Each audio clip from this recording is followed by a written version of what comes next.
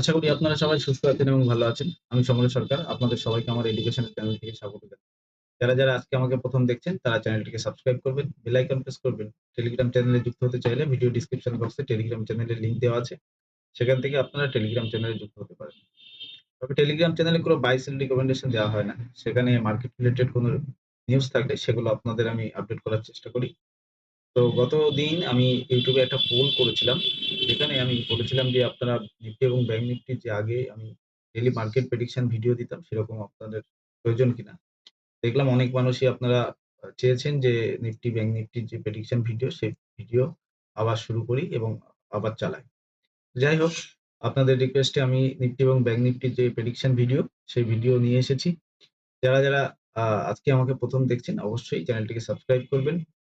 আর আপনারা অনেকেই জানেন যে আমি একজন আ অপশন চেইন অ্যানালাইস্ট।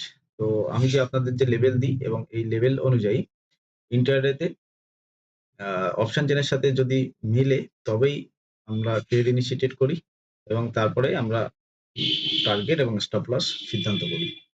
যাই হোক, আমরা আগামী দিনে নিফটি এবং ব্যাংক নিফটির যে লেভেল সে লেভেল ডিসকাশন করব। তার আগে লাস্ট অকেশনে আমরা দেখলাম যে আ এসবিআই একটা শানদার রেজাল্ট করেছে যার জন্য এসবিআই অল টাইম হাই লাগিয়েছে আজকে ১১৪০ এর কাছাকাছি। তো আমরা আগামী দিনে এরকম ধরনের কোন স্টক কিভাবে এনালাইসিস করা যায়, কিভাবে আ বেছে নেওয়া যায় সেভাবে সেগুলো নিয়েও আমরা লার্নিং ভিডিও নিয়ে আসবো আপনাদের জন্য। তো অবশ্যই সাথে থাকবেন। ভিডিও ভালো লাগলে লাইক, কমেন্ট, শেয়ার করবেন এবং আ অপশন চেইন কিভাবে চলে এবং অপশন চেইনের যে নিয়ম কিভাবে সেগুলো আপনাদের সাথে ডিসকাশন করব। আশা করি ভালো লাগবে। গত সপ্তাহে আমি টেলিগ্রাম চ্যানেলে আপনাদেরকে দিয়েছিলাম যে ৫ টা ট্রেডিং সেশন কেমন গ্রিন গেছে। সেই গ্রিন যাওয়ার যে ব্যাপারটা সেটা আপনাদেরকে জানিয়েছিলাম। সিমিলারলি আজকে আ আমি একটা ট্রেড ইনিশিয়েটেড করেছিলাম সেটা হচ্ছে ২৫,৮০০ ৬৫-৬৬ থেকে এবং সেখান থেকে মার্কেট নিচের দিকে আসলেও টার্গেট হিট হয়নি।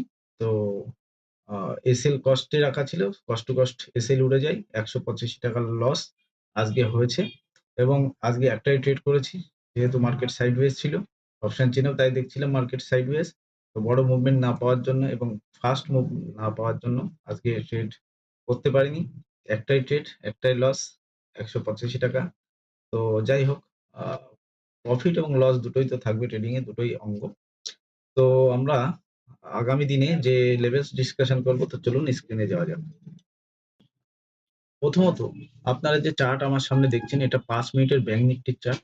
তো আমি যে ট্রাপ জোন যেভাবে রাখি সেটা আপনাদের সামনে রাখার চেষ্টা করছি। ব্যাংক নিফটিতে ৬০,৭০০ র যে লেভেলস এই লেভেলস আপসাইড রাখছি এবং ডাউন সাইডে একটা লেভেলস রাখছি সেটা হচ্ছে ৬০,৬০০।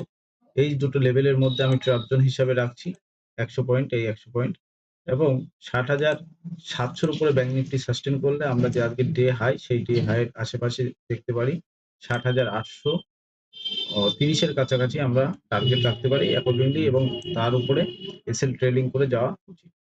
ব্যাংক নিফটি ৬০,৬০০ র নিচে আসলে একটা স্পাইক আমরা দেখতে পারি সেটা হচ্ছে নিচের দিকে ৬০,৫০০ র কাছাকাছি একটা স্পাইক এবং এই স্পাইকের নিচে যদি বা এই ৬০,৫০০ র নিচে যদি ব্যাংক নিফটি সাস্টেইন করে এবং ট্রেড করতে থাকে তাহলে আমরা নিচে যে গ্যাপ সেই গ্যাপ গত দিনের যে গ্যাপ সেই গ্যাপ ফিল করতে আসতে পারে যেটা কিনা ৩০০-৪০০ পয়েন্টের একটা গ্যাপ। এই যে গ্যাপ, এই গ্যাপ ফিল করতে আসতে পারে। অ্যাকর্ডিংলি সেভাবে আমরা প্রস্তুত থাকা উচিত। তেমনিভাবে সিমিলারলি নিফটিতে যদি আমরা দেখি, নিফটিতে আ দেখব যে ট্রাপ জোন, সেই ট্রাপ জোনটা বের করবার চেষ্টা করব। নিফটিতে ৫ মিনিটের টাইম ফ্রেমে ইন্ট্রাডেতে ট্রাপ জোন রাখার চেষ্টা করছি।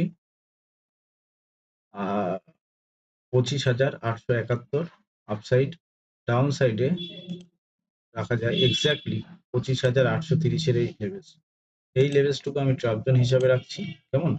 এবার ২৫,৮৩০ এর নিচে একটা সুইং আমরা দেখতে পারি সেটা হচ্ছে আজকের দিনের লো ২৫,৭৮০ র যে লো, এই লো দেখতে পারি। দেন এর নিচে সাস্টেইন করলে গ্যাপ ফিল করতে আসতে পারে প্রায় ৯০ পয়েন্ট মতো।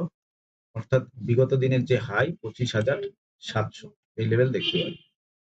নিফটি ২৫,৮৭০ এর উপরে বুলিশ ভিউ ইনট্যাক্ট থাকবে এবং ২৫,৯২০ র আশেপাশে আমরা একটা ২৫,৯১৫ একটা লেভেল উপরে দেখতে পারি। দেন ২৫,৯৬০ এর কাছাকাছি একটা লেভেল দেখতে পারি। আমার এই লেভেল শুধুমাত্র এডুকেশনাল পারপাস নেবেন, কোন রকম বাই সেল রিকমেন্ডেশন নয়। আপনি বাই সেল করবার আগে আপনি আপনার ফিন্যান্সিয়াল অ্যাডভাইজারের সাথে অবশ্যই একবার কথা বলে নেবেন। সবাই ভালো থাকবেন। শুভরাত্রি সবাইকে। ভিডিও ভালো লাগলে লাইক, কমেন্ট, শেয়ার করতে ভুলবেন না।